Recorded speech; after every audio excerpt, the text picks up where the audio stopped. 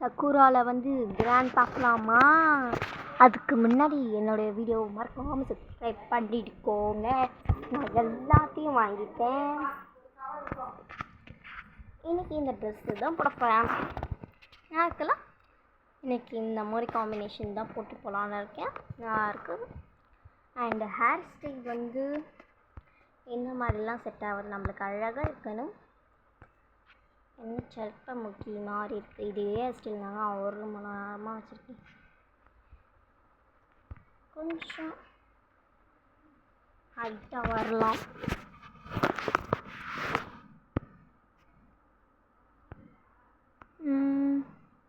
Hair இது சின்னதாக இருக்குது. இது வந்து அழகாக இருக்குது. என்ன கலர்?